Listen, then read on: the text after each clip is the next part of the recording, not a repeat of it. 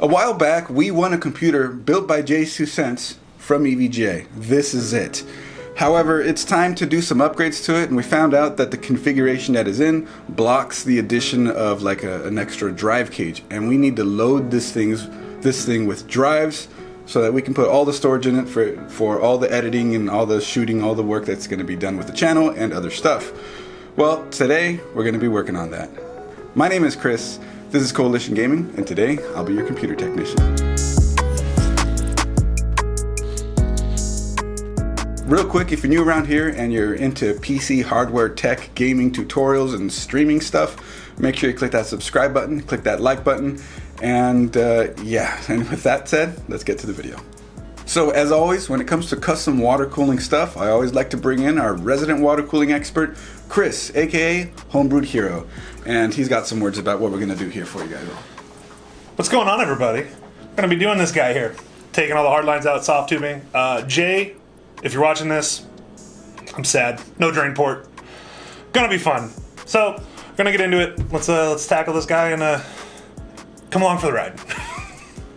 So one of the first things that we're going to have to do is drain the system as it is. We do need to do a maintenance on it anyways. It's been a while since we've had it, so we're going to be switching the liquid to coolants.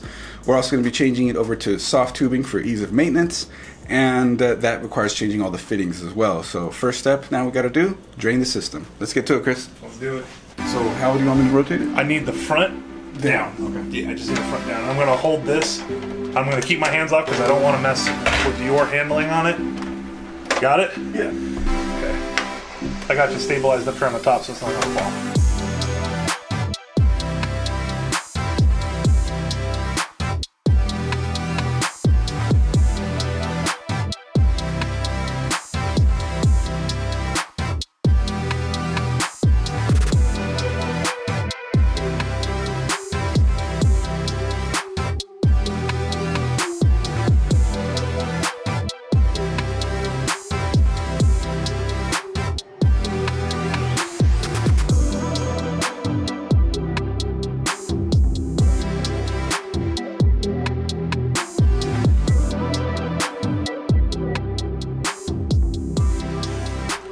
This is the reason why I'm always afraid of using hard lines, because this is what keeps you from failure. Just that. Just this seating, because you can look even right here, there's pressure, but this is the outside of the tubing.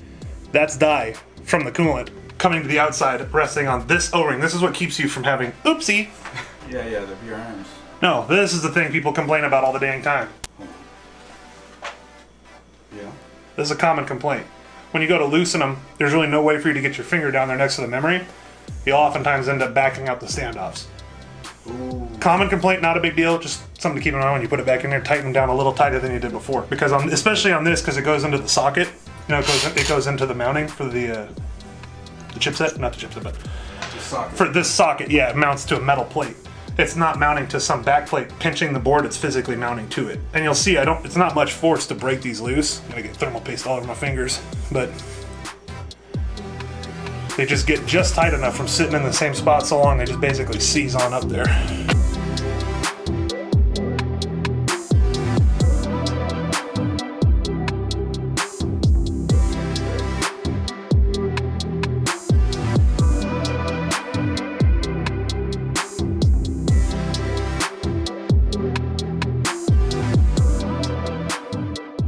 That's the inside of the block. We were debating on if we wanted to disassemble the block and clean the cold plate and everything.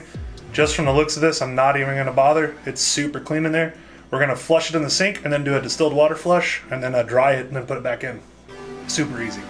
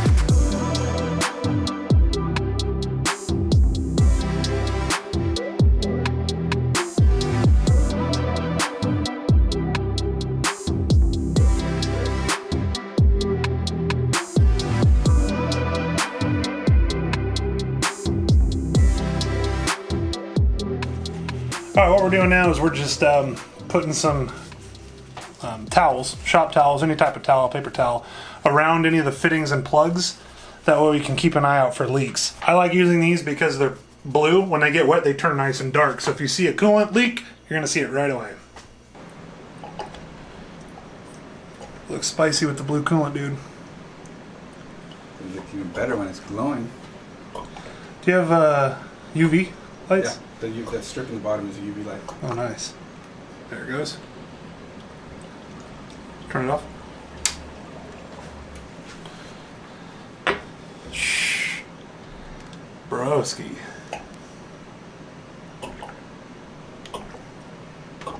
All right, so it looks like the first phase is done. We still need to install the 14 terabyte drive. I need to play with the wire management in the back, make sure all the fans are going. Speaking of fans, I got extra RGB fans to install. So there's a bit more work to be done. However, when it comes to all the water cooling work, Homebrewed Hero has done his job, and he's got other stuff to get to today. What'd you think? How'd you think it all came out when all was said and done? Super nice. I'm not a huge fan of compression fittings for rigid tubing, as we were talking about during the video. They're held in with the O-ring, and they're just at length. So soft tubing gives Helg here more flexibility to test processors in this socket. Now he doesn't have to drain the loop and do everything. He can actually loosen the block, take it out, swap CPUs if he wants. So now it gives him more flexibility, easier to maintain. We put a drain in the back, so now you can drain the system easily. She's ready to rip. And this coolant, just use the coolant all the time. Don't use anything else. Yep, this is supposed to last 2 to 3 years. At least that's what they advertise. So. And it's been in my loop, in my rig, for a year and a half now, and nothing, no problems. Right on. Well, thanks for helping out, man. Always a pleasure, brother. All right. Always a pleasure, brother. All right. Well, then I'll see you out, and we're gonna keep going with this. Later.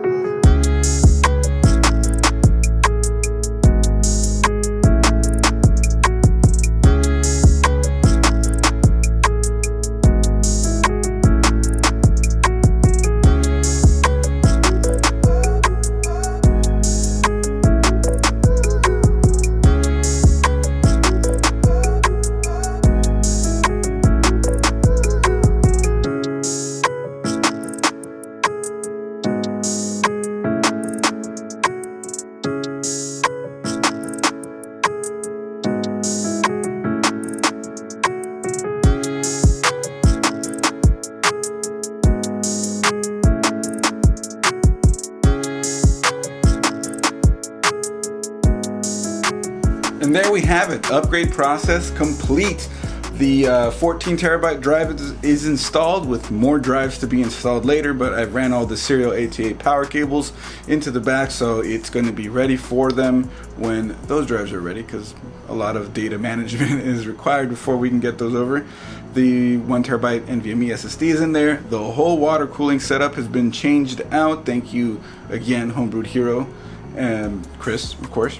Make sure you guys check out his channel. It'll be linked down in the description below, and also at the end of this video on one of the end cards. Yeah, so this computer started off really awesome, and it stayed great, and it just got even greater. So if you want to see all the videos that we have on this one, also Jayztwocents' video, that will be linked down in the description below as well. If this kind of a look is something that you like, what do you guys think of the water cooling setup? I know it's kind of a big deal to some people that we went from hard tubing to soft tubing, but honestly, ease of maintenance is a really big reason to go that way. Also, we added a drain port, so it's going to be a lot easier to do that because it didn't have a drain port before. So maintenance is just going to get easier and easier with a system like this. What did you guys think? Do you like this system? It's a 1080 Ti and an i9 7960X 16 core. Benchmarks, all benchmarks are going to do for you guys is show you how good it runs, which is going to be fantastic. It's I mean, do I really need benchmarks for something like this?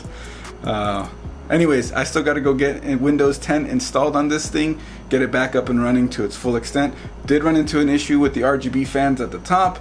Unfortunately, I'm missing the controller for them, so I had to order that. But the B-roll you guys saw will be with all those fans working properly.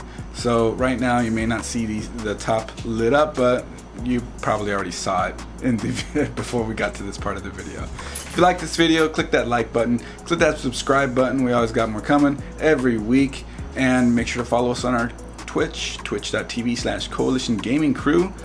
Yeah, drop a comment down below. Let us know what you think, and we'll see you in the next video. Bye.